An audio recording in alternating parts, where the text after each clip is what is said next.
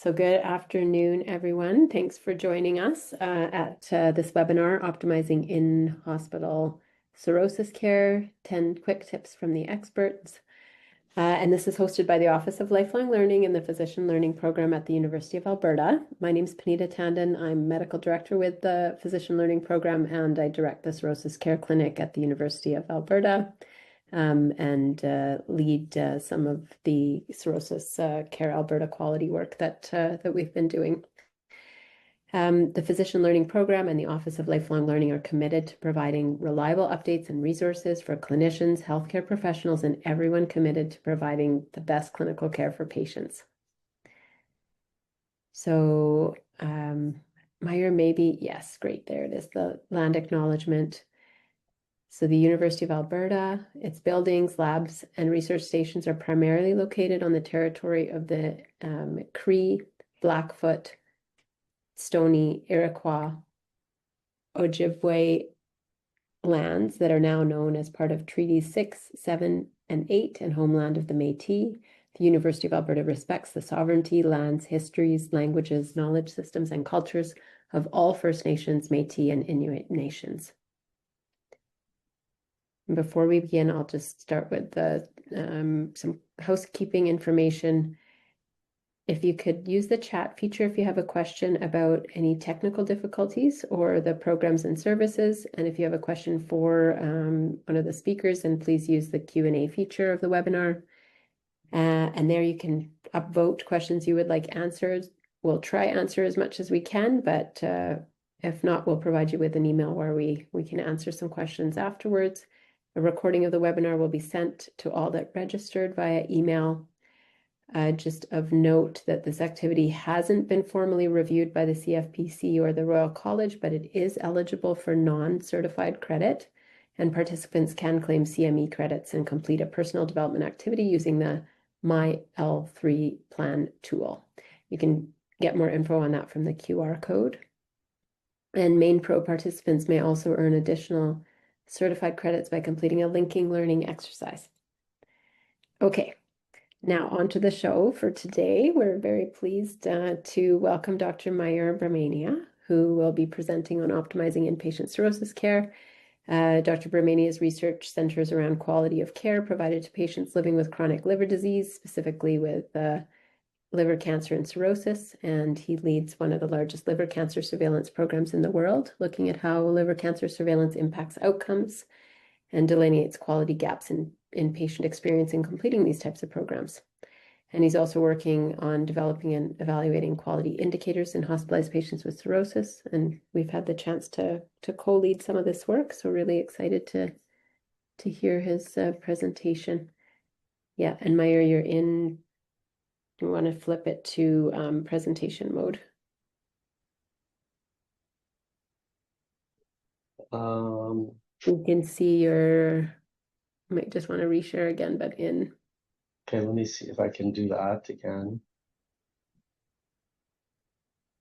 And everyone, just before Mayur starts, if you want to just pop into the chat, it really help us to know what background you're coming from, whether hospitalists or in the community or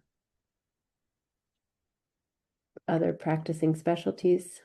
If you feel comfortable sharing, that would be great.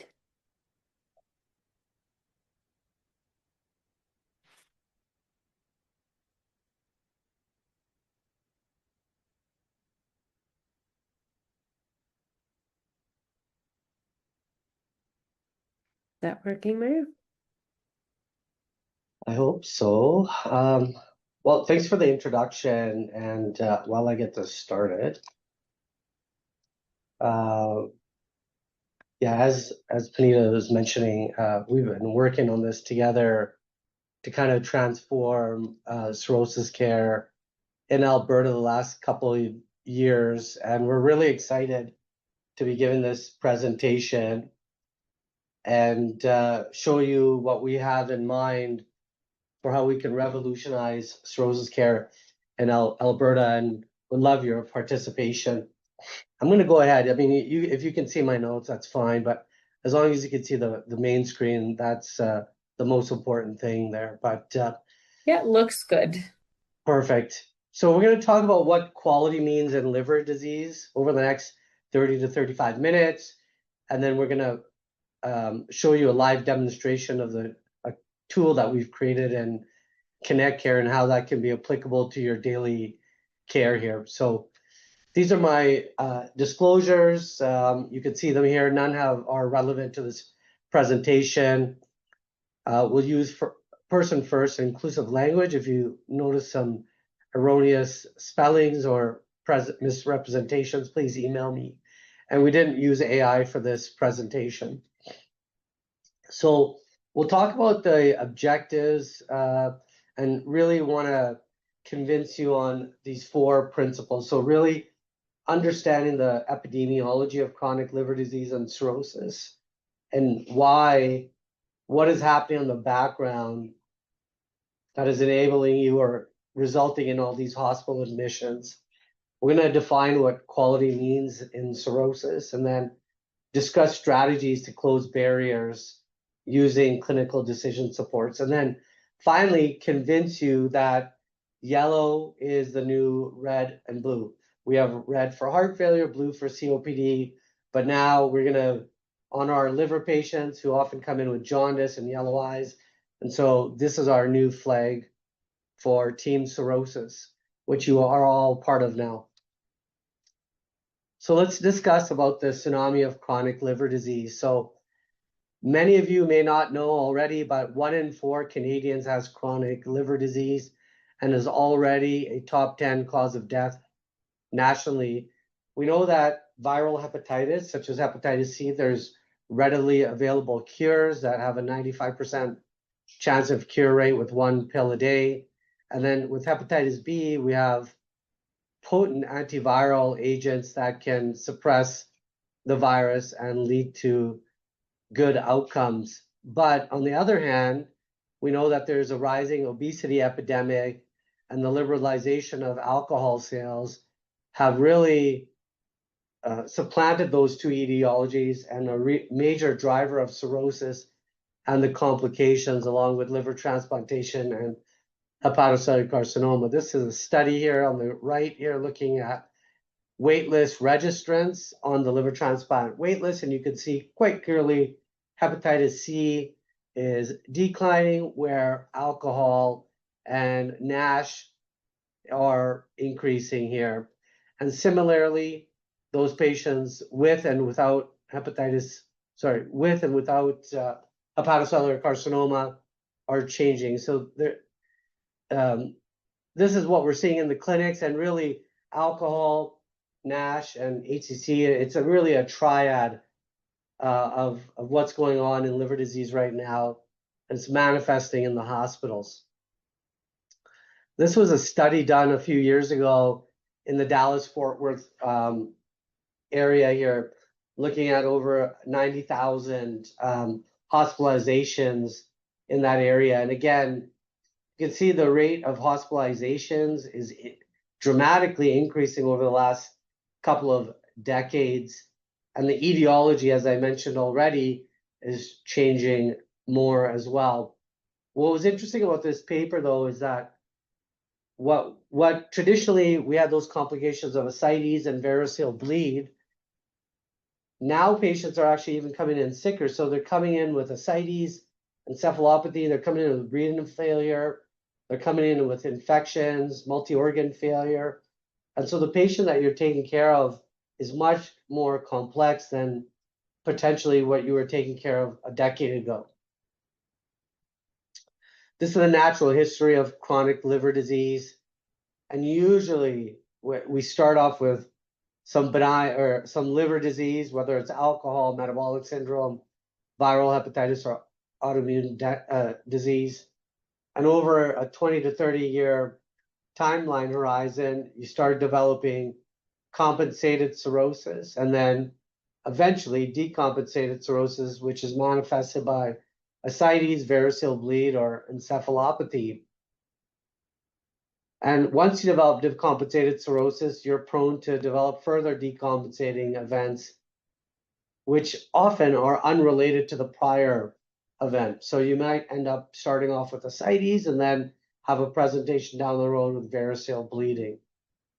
And until this pathway continues till either death or liver transplant or reversal of the underlying etiology. And all the while, you're at risk of developing liver cancer. So you can see here in the red here, there's multiple breakdowns in our society where these patients can go unrecognized all the way down to their hospital admission. There's a high burden of disease relative to other chronic conditions. There's early recognition lacking, as liver disease is mostly asymptomatic and patients don't feel it until it's too late. And when it's too late, they usually end up in the hospital.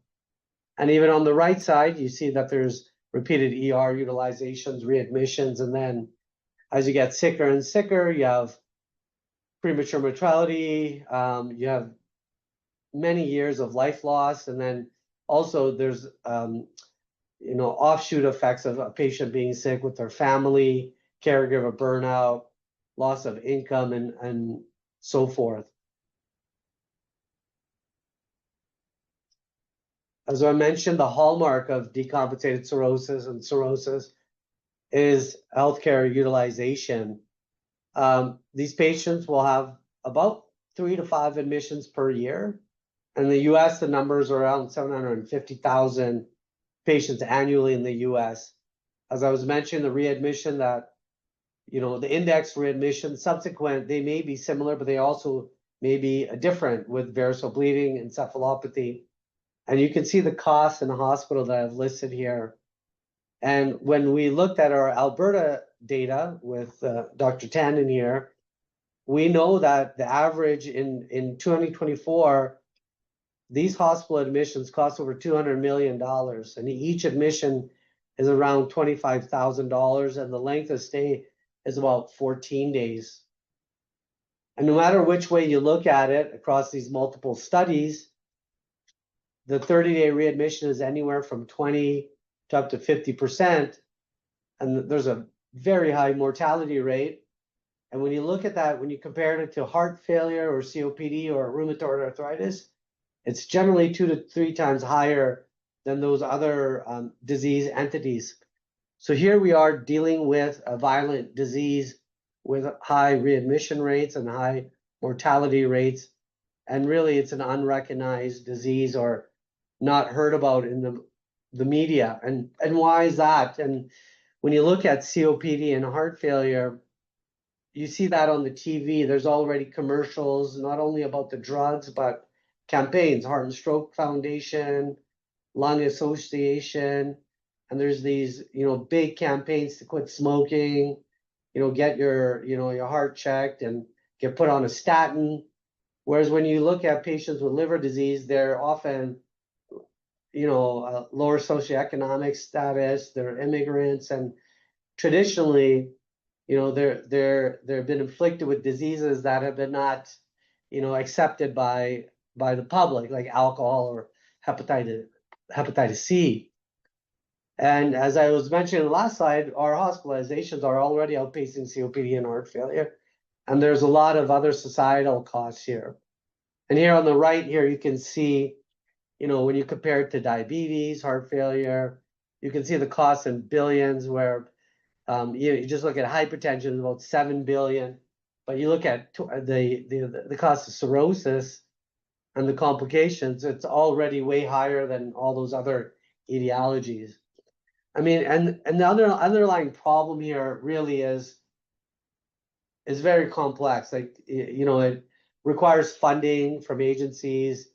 Here we wrote this article in the Canadian Liver Journal about priority actions, and this is a graph from there, but there's high impact strategies, but they're really hard to implement, such as reducing food insecurities or funding weight loss initiatives. But on the other hand, there's really high impact strategies that are really easy to implement, and that's funding blood tests to detect liver disease, or even using clinical decision support, which we're going to talk about today. So where are the gaps in care? So they fall in multiple different domains, and really they start from the admission all the way to the discharge. And so this is all based on data here, where we know that up to 50% of patients do not get guideline recommended care. And then even during the hospitalization, patients with alcohol use, they don't get drug therapy. We don't know that. Many of our patients are malnourished, so they're not getting their nutritional demands met in the hospital. And then palliative care principles are not employed in many of these patients that are not transplant eligible. And even as we transition from a hospital to the outpatient care, there's no hospital site in the province that provides standardized discharge education. A lot of our PCPs don't have adequate time to follow up these patients, and given that information, given the tools to help transition these patients and avoid readmissions. When we look at our transplant data, this is a large study done in the United States. And so a lot of our patients are not even referred for transplant. And this is usually in the referral stage, and this could be related to underlying bias. And so what the work across North America has really been doing is identifying benchmarks in liver transplantation and other domains of cirrhosis care to ensure these quality standards have been met here. And these are the papers that I'll mention, but you can see that there's pre-liver transplant care, quality measures in cirrhosis and liver cancer, and even just with coagulopathy and cirrhosis patients as well. When we looked at our Calgary data, and I'm sure that it's not too different at the University of Alberta, but this is in patients that are in a hospital with variceal bleeding, and you can see that, we're not achieving targets for prophylactic antibiotics, vasoactive drugs. We're giving inappropriate transfusions. We're not getting adequate endoscopy. And then even after their discharge, a lot of our patients aren't meeting the recommendations to have repeat ligation within 8 to 12 weeks. And right now we're looking at trying to find out how many patients actually even filled their beta blocker. And so we created something here called a bleed program, where we, adequately triage these patients to get preferential endoscopies at our unit here. When we look at even our transplant referrals, you can see that there's a big discrepancy between Edmonton patients and Calgary patients here, where there's the percentage of transplanted patients on the bottom here, you can see is almost double to what Calgary patients are getting here. But this all speaks to not difference between Calgary and U of A, but really just the quality of care these patients are receiving in the province. And so when I got here a few years ago, and Puneeta's work is well known in Canada and over the world with their cirrhosis care, we decided to really tag ourselves as Team Yellow and start this Operation Yellow. So we want to address root causes, and we're really talking about creating population level changes. And so how do we do that? And when we were brainstorming things, we thought like, well, let's make it really simple. So Team Yellow is our moniker, and it reminds me of the story. So we moved from Ontario. My wife's from Toronto, and when we moved here, everyone was like, "Wow, are you going to the Calgary Stampedes? Like that's the best thing to do here." And my wife and I really didn't know much about it. So when we started Googling things, this would show up, like huge parties, concerts, outdoor festivals, Justin Trudeau flipping pancakes. There's a big exhibition where there's weird and wonderful food. So we're like, wow, this is awesome. And it's a 2-week party here.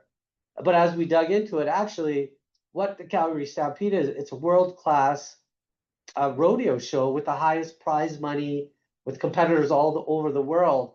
But that's not what's been marketed here. So we've done a bad job in marketing ourselves to you guys, and we want to be known as Team Yellow and really simplify the message like the Calgary Stampede does.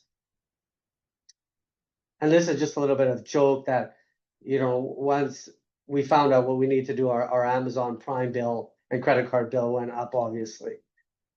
So here we are. So we could talk about, rare and wonderful Wilson's disease or autoimmune hepatitis, but really what we want to focus on cirrhosis. Like, how do you do cirrhosis care in the hospital really well?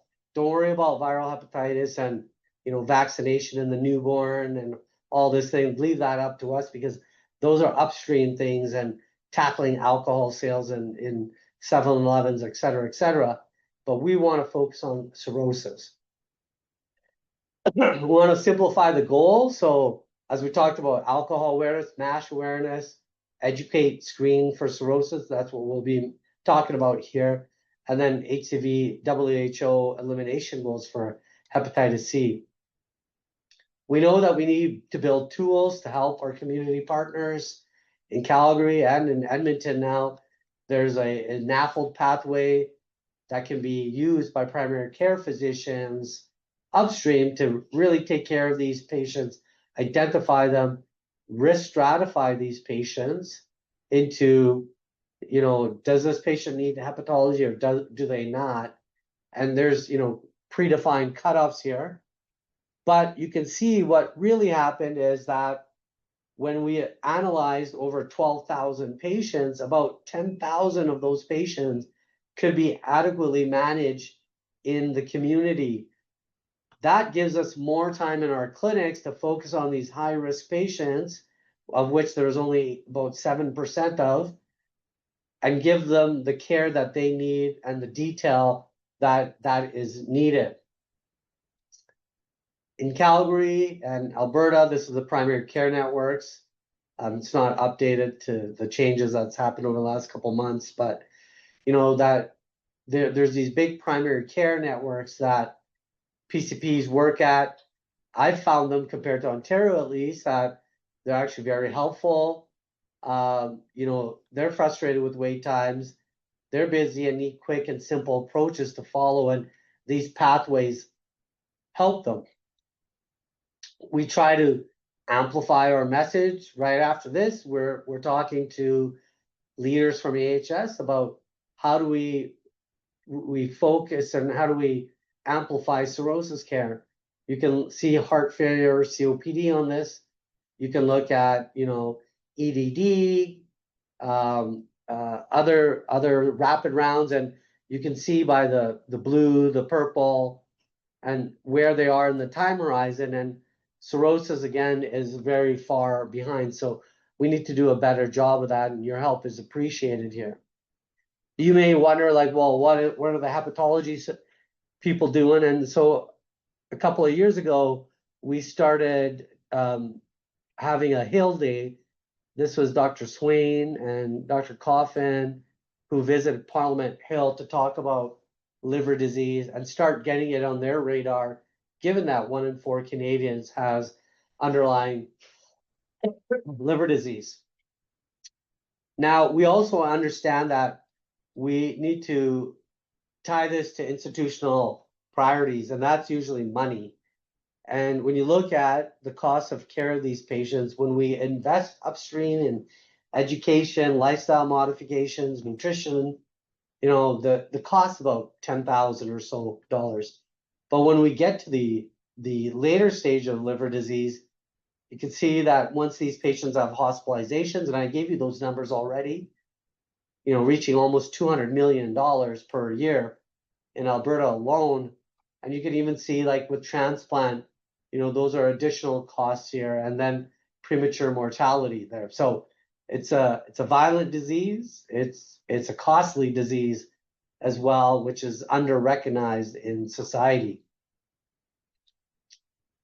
So how do we, been talking about it for the last 20 minutes or so, but how do we recognize and how do we make things easy for practitioners who are taking care of these patients? So the work that we've been doing for the last couple of years is creating these best practice alerts. And I'm sure everyone has heard about these or seen these if you're working on Connect Care.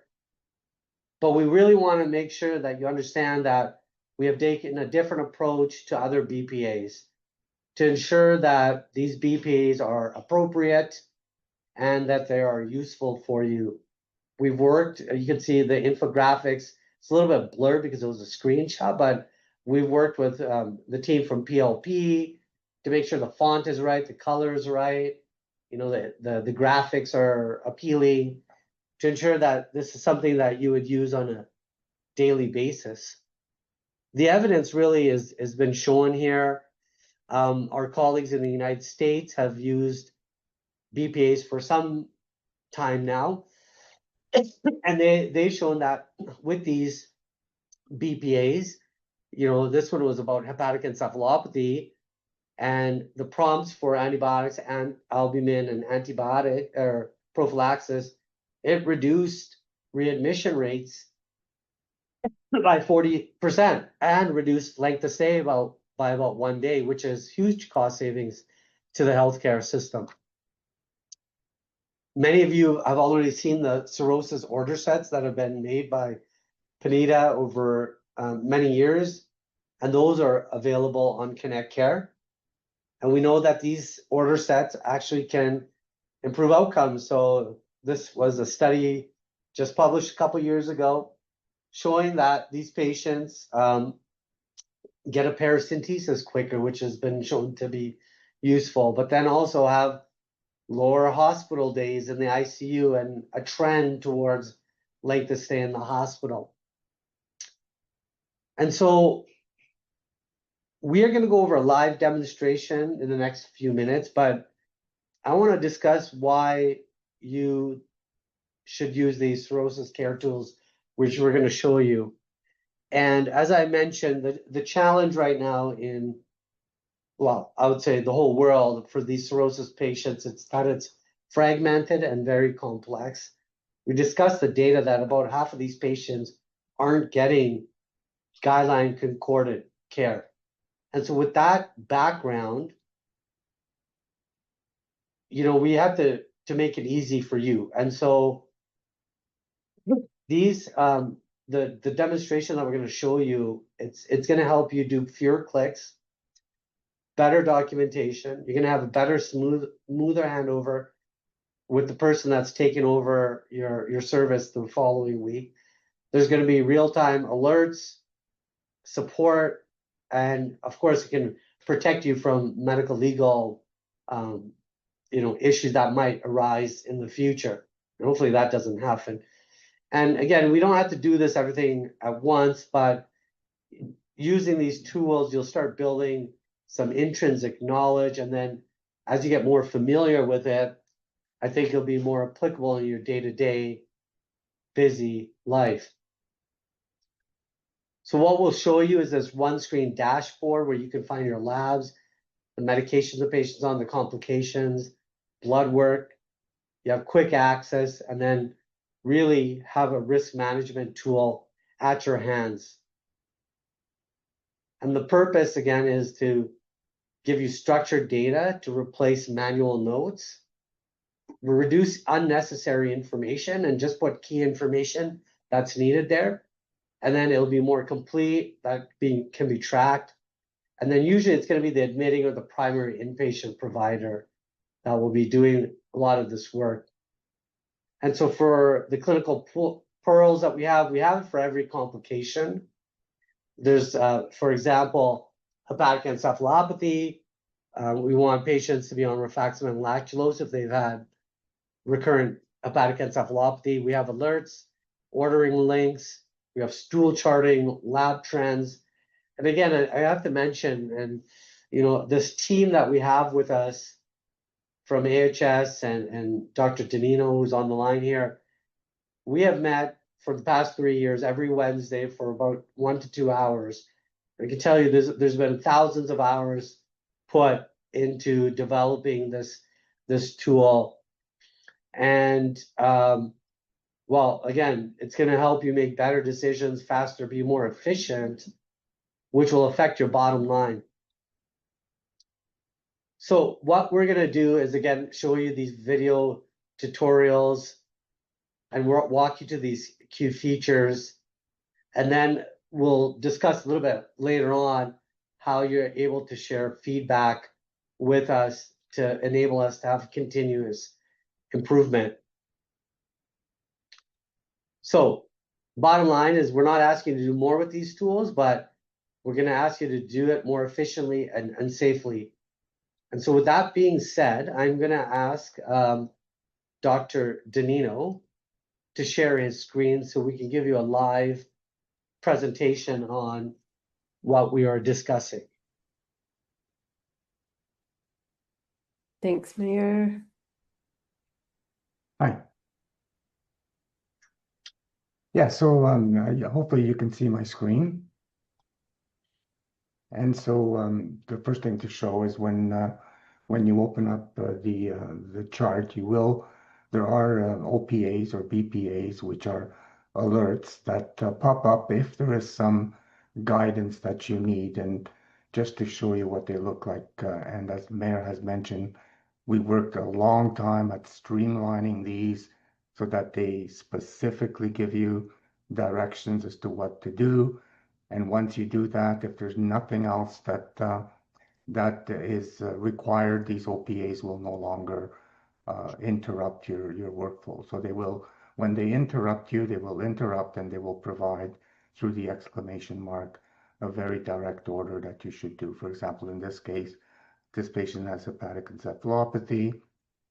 He's on PRN lactulose, and of course, the recommendation is that you actually use scheduled, not PRN lactulose, to control the BM. So you're able to then open the order set and place that order.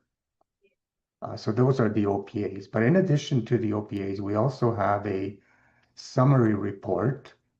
And for those of you that use Connect Care, I'll just quickly show you how to get this cirrhosis summary tab into your set here.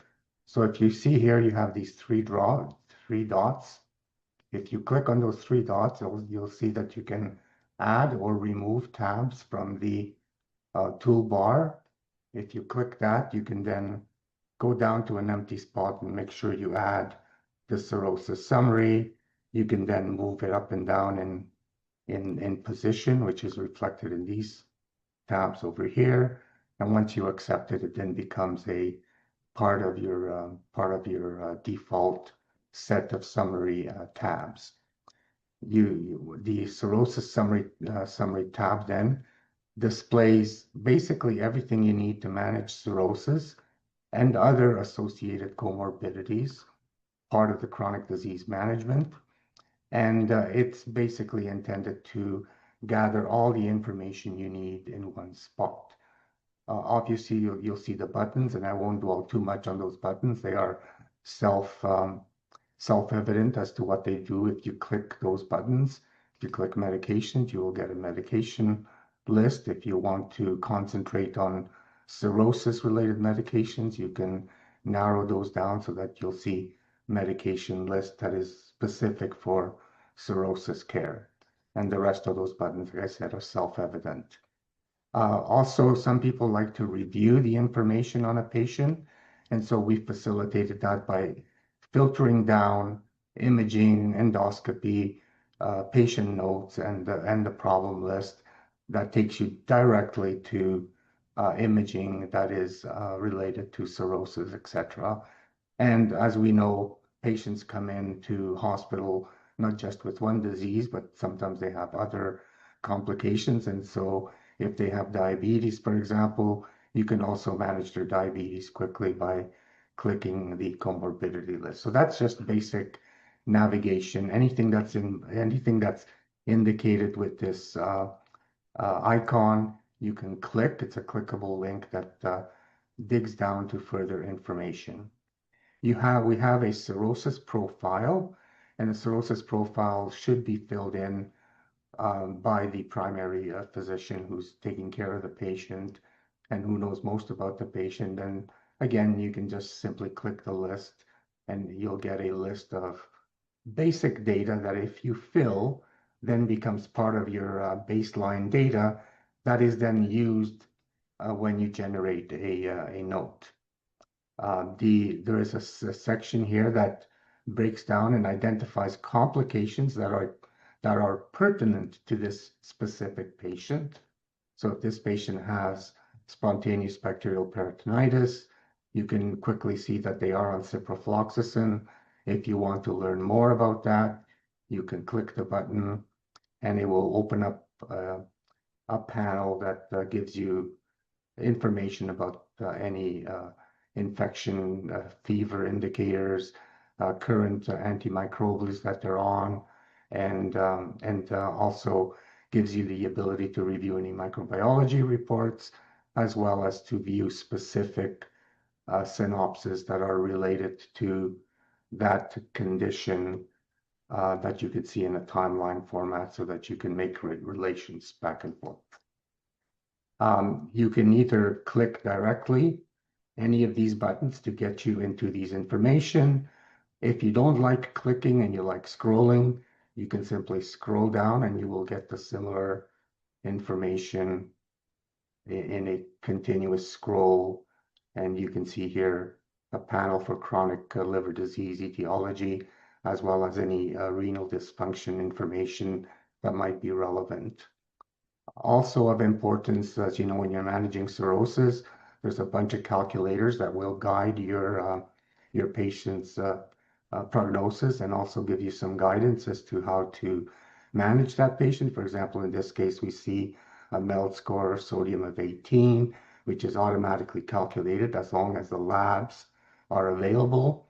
And it will give you information. For example, this patient should be referred for a transplant assessment based on their MELD score. If the labs related to the MELD are older than 7 days, you will also receive information that tells you that you should probably order newer labs, because these calculators are best calculated within labs that are within 2 days of when you actually need the score. And to make things easy, if you need to order these labs, you have an order button here where you just click and it automatically takes you to the orders. You simply sign it and your orders are placed. So again, very quick way of doing things directly from the summary. Sorry, was there a question there? No, I think it was just a cough. Yeah. Sorry. Yeah, so then again, remember, any blue link you can open. So if you want to look at the details of any of these calculators, you simply click on it and you can see the calculation, and you can see the lab results and the dates that it is based on, etc. As you go down, we also have a section of alcohol-associated hepatitis. So if the patient it gets flagged for alcohol-associated hepatitis, and there's a bunch of rules that determine whether this patient is flagged for that. So you don't have to do anything, but if this patient has alcohol-associated hepatitis on the problem list, or if they have alcohol use disorder, if they're a high-risk alcohol use classification, and they have lab results that are indicative of hepatitis, then this will be automatically flagged for you. And it has intelligence enough that based on the MELD score, it can advise you to start steroids or not. And once you've started the steroids, it starts a countdown for the clock for the LIL score, which then determines at 4 days and at 7 days whether this particular patient has then responded or not responded to the steroid treatment, and gives you further indications as to whether to continue or stop the steroid treatments. There's a section on high-risk medications, and this again is very specific for this patient. So this patient is in naltrexone. However, based on the Child-Pugh score here, which is class C, it's telling us to choose an alternative one because naltrexone is not indicated in patients with Child-Pugh C. So again, following guidelines, it identifies those situations where you need to take some action to be within guidance. any of these high-risk medications then are identified, and some guidance is provided, or at least advice is provided for you. DVT prophylaxis is always something that needs to be considered in high-risk patients, especially if they're not ambulatory. And again, it's able to look at the platelet count and make recommendations. In this case, platelets are below 50, so they're actually recommending that you take them off the anticoagulant and actually use sequential compression device. Again, these are recommendations. They're not necessarily, obviously you're the final arbiter of what you do and don't do, but at least it is highlighting for you things that you would not necessarily think of or necessarily connect, even if you're just reviewing a lab result review, for example. Nutrition, as we mentioned, is one of those important parameters that we often don't think of, but because this is a computer and it's asked to look at the nutritional status of the patient, it does that reliably and every single time. And even if you forget to take that into consideration, it at least gives you a reminder. For example, in this case, it's recommending that we place this patient on a high protein, high calorie diet and provides us some risk assessment for malnutrition. The infectious workup, again, is, if required, tells you what was done, when it was done, and you can view the infection and antibiotic data. So you can immediately screen here, and you go to this timeline or accordion report that is often used to manage antibiotic stewardship. And if there's microbiology reports, you can quickly click on the microbiology reports and get those reports. Again, all from within one screen.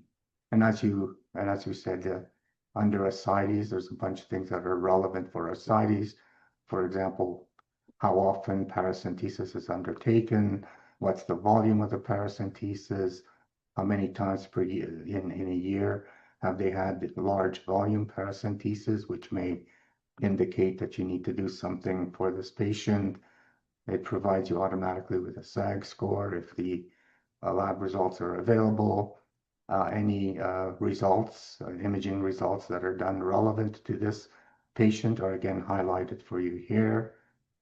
For varices bleeding, it takes you immediately to any endoscopy reports where you'll be able to see the results of the endoscopy and any comments they've made about varices, blood transfusion reports. So if the person has received any transfusions, you can quickly go to a transfusion report right from here and get everything that they've received. For hepatic encephalopathy, as I said, each one of these panels has a recommendation section that recommends what is lacking. For example, we saw that in the OPA here, we saw that there was a switch to scheduled PRN was recommended, but even if you say, okay, I don't have time to deal with that now, when you're actually looking at the summary, it does remind you that that is an outstanding thing that you need to do. And again, if you need to order that, you simply click the order and it takes you right to the order for you to be able to simply say, yes, I want to order the lactulose. Vince, I'm just worried about the time here. Yeah, I'm done actually. So that was so I just wanted to highlight that each one of these panels has a recommendation section, an information section that gathers all the relevant information for you, and also has an action button for you to place the orders in. Maybe just Vince, scroll down to the, sorry, Mayur, one sec, just the bottom, just that. I found this one of the most helpful things when I was on service. That left bottom, I just want to make sure people know that that's there, where it actually gives results of all of the different liver screens. And then Vince has created a data trends where you can click on that and see this is a fake patient, so they might not have much in there, but they do actually have stuff. So yes, this kudos to Vince for putting a lot of effort into this. I wonder, Mayur, I think we should skip the note and maybe just go to questions. Is that fair? Yeah, sure. Maybe just click on it quickly. I just had something, 2 seconds here. The other thing that we've included is that you can put a note there it auto-populates labs and the complications as Vince is showing here.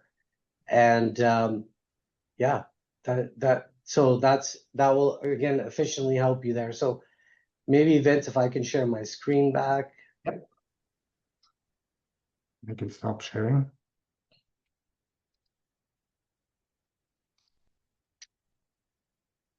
Just to kind of conclude here. So, this is the vision that we really have from a macro view where you're identifying patients by hotspots or sales data. We have pathways and then trying to see the high risk patients. And then, microscopically or microscopic view, the inpatient care, we have co-management with our primary care teams, hospitalist team. We have these EMR check prompts and then transitioning them to the medical home, etc. So take home points here. Chronic liver disease is outpacing COPD and heart failure and admissions. We need to tie them into institutional priorities that combines leadership, vision, networks. Check out these websites, BPAs that we have set up. And then if you have any questions about these summaries, please go ahead and email Puneeta or myself. Here are the emails. And with that, I will conclude. Thanks. Thanks, Mayur. Thanks, Vince. I'm just looking to see if anyone has any questions. Please enter them into the chat. That would be great. And otherwise, we did get a list of some questions that some of you had asked prior to, so perhaps I can start grilling Mayur on those. And Puneeta, maybe we can say that this is in production in a soft launch manner, so you do have access to the summary report if you want to try it out, and then give us feedback on anything we missed, anything you see that's useful, anything you see that's not useful. Just let us know. Our feelings won't get hurt. Yeah, absolutely. And okay, I will also put in the name of the website that Mayur had pointed out, cirrhosiscare.ca, and there's an entire summary of all of these complications on there for practitioners, and then lots of patient materials as well that you would find helpful potentially, regardless of where you're coming from. Okay, Sarah's asking, are there similar pathways in Connect Care for ambulatory or primary care? Good question. Yeah. Vince, we were chatting about today, kind of putting this more in the outpatient setting, right? Yes, absolutely. And because a lot of this information is best gathered in an outpatient setting and useful in an inpatient setting. So it's definitely on our radar to do. Yeah, thanks for that question, Sarah. Definitely online. Mayur, we've got a question on, find it hard to determine if patients have delirium, whether it's from HE or another cause. Any suggestions? Yeah, typically we do not test for ammonia. Typically in that situation, I would, empirically treat if they have cirrhosis with rifaximin and lactulose. That's your good test of change. And if they don't respond, I would start looking at alternate etiologies. Very rarely do you see patients not respond to rifaximin and lactulose. The typical dose for rifaximin is 550 milligrams BID and lactulose about 30 mLs BID or TID. So you don't need to overload these patients with lactulose. You might use rectal lactulose initially, but then you can back off on it. So usually they respond within 24 hours. And again, they also should fit the phenotype. So when you're looking at encephalopathy, it's really a end stage patient with liver cirrhosis, and they should have other complications. So they should have ascites or maybe had a variceal bleed. If you just have a patient that's coming off the street and maybe they have cirrhosis and no other complication, and they've gone from just normal to obtunded, you should probably look for other etiologies. Yep, totally agree with that. And if they've got a low MELD, then also just looking for things like shunts, etc. Or obviously getting on the phone with your friendly hepatologist. We'd be happy to help you through that. Okay, is post-paracentesis discharge information available? I don't remember seeing it on cirrhosis care. Yeah, sorry, I'll take that one, but that's a great suggestion. We have a lot of education information. We haven't developed a post-para one yet. Tanya, what would you want to see on there? You can type in the chat. I don't know if you can unmute, so. But that would be great. We can certainly add that to our list. Okay, other questions that had come in. Clarify when to wean beta blockers, Mayur. Yeah, this is a sticking point. A lot of our patients with cirrhosis are vasodilated, so they already have low blood pressures to begin with, typically in the range of a 90 to 100 systolic. You have to remember the beta blockers, it's born out of literature to prevent rebleeding from esophageal varices. And so typically I don't wean beta blockers unless their blood pressure is extremely low and they're symptomatic. So have postural hypotension, fatigue, maybe have a syncope event in there. And so really try to push that beta blocker dose to therapeutic targets. I would also look at other medications that they're on. Are they on another hypertensive like an ACE or an ARB or amlodipine? Try to discontinue those medications, because you got to remember at that time, the biggest risk to mortality in that patient that's at a variceal bleed is going to be liver disease. It's not going to be an MI 15 to 20 years later by controlling their blood pressure. So again, risk stratifying to see where their mortality is going to be dictated by. Is it going to be, cancer, coronary artery disease, or liver disease, and making those decisions around that. Okay. What about scheduling ultrasound screening for HCC surveillance?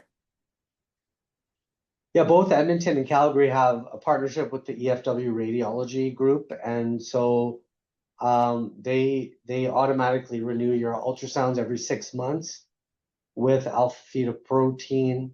You would have to order the alpha-fetoprotein, but the ultrasound, there's a requisition that you could find online and then enter the patient for screening if they have cirrhosis. And cirrhosis usually is defined by radiographic evidence, such as nodular contour, splenomegaly, or thrombocytopenia. Or, of course, if they're decompensated. Yeah. Okay, great. Okay, so we can ask maybe when do you add rifaximin? I think you answered that a bit, but maybe just clarify quickly. Yeah, so rifaximin is indicated for second and subsequent hospital admissions related to hepatic encephalopathy. So if the patient came for the first time to the hospital, you would rule out an infection, rule out other causes of encephalopathy, and determine that you would put them on lactulose, 30 mLs BID. And if they came back to hospital with another episode, you would then add in rifaximin. Okay, and then similar line, go over albumin infusion post-paracentesis. Yeah, so we've created therapy plans as part of this work as well. The therapy plans have updated in them guidelines for what the transfusion threshold is. Typically, if you're draining less than 4-5 liters, you do not require an albumin infusion. If you are draining anywhere between 5 to 9 liters, you would require 1 unit of 25% albumin. Yeah, and like Mayur mentioned, there was a lot of work done in paracentesis plans, so those are on Those are online on Connect Care. And ideally, if we can track volumes and things, we've also developed a dashboard just to show quality metrics around paracentesis care. I don't know, Mayur, do you want to quickly go over some quality metrics around para care? Is that fair? And then we'll go to the next question. Yeah, typically these patients would require a paracentesis every 10 to 14 days. We typically prefer high volume paracentesis, as more frequent paracentesis can, obviously risk of perforation, infection, and most importantly, you draw out protein every time you're draining fluid. And so a lot of these patients become sarcopenic, hypoalbuminemic, which can be to the detriment there. Another thing about paracentesis is that this is a bridge to something more definitive. So if your patient is having multiple paracentesis, and the number we typically use is 3 large volume paracentesis, so 3 paracentesis over 5 liters, you should be either looking at a TIPS procedure, transplant referral, or really having serious conversations about palliative care with the insertion of a Tencoff catheter, if that aligns with the patient's wishes. We do not want to have patients getting paracentesis in perpetuity. That is bad. Yeah, it really impacts their quality of life as well. Okay, when is acetaminophen contraindicated, or what's the safe dose, I guess, of acetaminophen?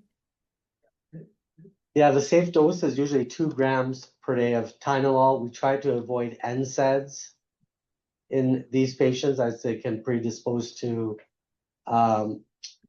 acute kidney injury. 2 grams per day is the limit of Tylenol, and you can use it in cirrhosis and even decompensated cirrhosis. A lot of pain medications can be used. You can follow the WHO pain ladder.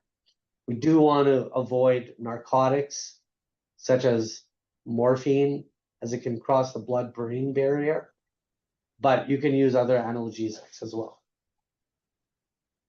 Okay, fantastic. And there's actually some really good questions about education materials. So I'm just going to quickly end off by showing, you can see this. Can you see that okay? Yes. Yeah. Okay, cool. So just guys, if you are looking for, there was a question about discharge education materials. So you can actually just go on to cirrhosiscare.ca and print handouts for your patients, which can be cirrhosis basics, or nutrition information or specific complications that they have. And you can also actually email them educational resources as well, which I do from clinic all the time. So you just put in their email and then you can search for whatever resources you want to email them about procedures, or whether it's symptoms, whether it's about advanced care planning, nutrition, and then you just submit it and it goes to them in an email. So you can certainly try those out. And then there are also just algorithms, because someone asked about hyponatremia, which we won't be able to get to. But there's algorithms here that have been developed with experts as to how to manage all of the different key cirrhosis complications. And similarly, lots of patient resources as well that they can look at. So when you do email them information, they get access to videos on ascites and management for various bits. So that I will stop sharing, but thank you, Mayur. Thank you everyone for coming today. And we'll be hopefully doing more of these in the future. So please do email us with any questions. There's my email again. Maybe Mayur can type in his. And happy to, get any feedback on as you're using the site. Okay, have a wonderful rest of your day, everybody. Thank you so much. Thanks, PLP. Thank you.